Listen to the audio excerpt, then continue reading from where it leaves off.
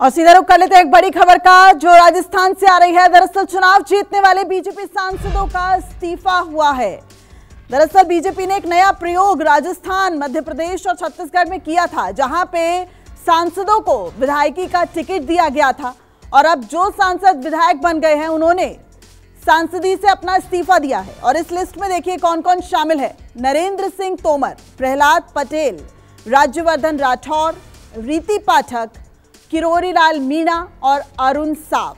ये तमाम ऐसे सांसद थे जो अब विधायक बन चुके हैं और इसी वजह से इन्होंने अब अपना सांसदीय से इस्तीफा दे दिया है। आज लोकसभा स्पीकर से मिलके इन तमाम नेताओं ने अपना इस्तीफा दे दिया है। तो जिस तरीके से बीजेपी ने एक नया प्रयोग किया था, बीजेपी ने सांसदों को इस बार विधायक का टिकट दिया था और देखिए किस तरीके से तीनों राज्यों में बीजेपी ने प्रचंड जीत हासिल की। और अब जो प्रक्रिया है उसे फॉलो करते हुए जो तमाम नेता है उन्होंने अपना इस्तीफा लोकसभा स्पीकर को आज दिया है। और इस वक्त मेरे साथ फोन लाइन पे कुमार गौरव हमारे संवाददाता जुड़ गए हैं।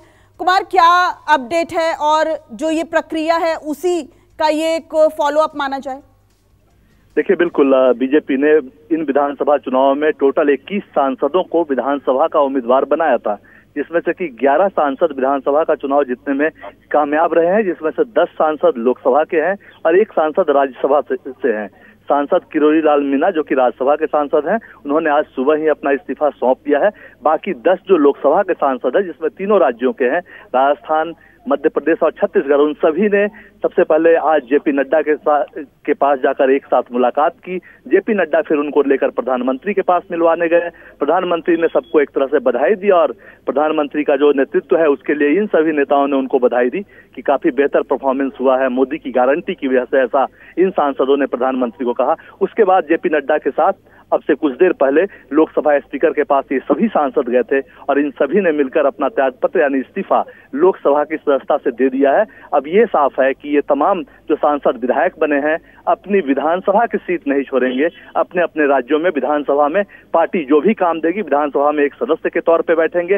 बाकी इनमें से कोई सीएम बन सकता है, कोई राज्य में मंत्री बन सकता है, यानी राज्य में ही ये तमाम 10 लोकसभा के सांसद और 1 राज्यसभा के सांसद काम करते हुए नजर आएंगे। क्योंकि कई बार ये आरोप लगता है कि सीट जीतने के लिए पार्टियां अपने सांसद को उतार देती है और कुछ दिनों के बाद सांसद विधानसभा के सीट से इस्तीफा दे देता है। तो आगे लोकसभा चुनाव है, जीत का मोमेंटम बरकरार रहे, इसलिए प्रधानमंत्री नरेंद्र मोदी ने यह फैसला किया कि जो भी सांसद चुनाव जीते हैं विधानसभा में ही जाकर बैठेंगे, राज्य की राजनीति में सक्रिय रहेंगे, राज्य के लिए काम करेंगे। और इसके साथ एक बात और है कि इन इस्तीफों के साथ अब आगे की तैयारी, यानी मुख्यमंत्री कौन होगा राज्यों में, मंत्री कौन बनेगा, डिप्टी सीएम कौन बनेंगे, इस पर बीजेपी अब बात को आगे बढ़ाएगी। आज या कल पर्यवेक्षक नियुक्त कर दिए जाएंगे इन तीनों राज्यों में जहां बीजेपी ने प्रचंड जीत हासिल की है। और उसके बाद आप शनिवार रविवार तक देखेंगे कि राज्यों में शपथ ग्रहण का काम खत्म हो जाएगा। और ठीक है, बहुत बहुत शुक्रिया कुमार गौरव इस पूरी अपडेट के लिए। यानी कि जिस तरीके से बीजेपी ने एक नया प्रयोग किया था, सांसदों को विधायकी का टिकट दिया था, तो अब सांसद के पद से इन तमाम नेताओं ने आज इस्तीफा लोकसभा स्पीकर को सौंप दिया है। और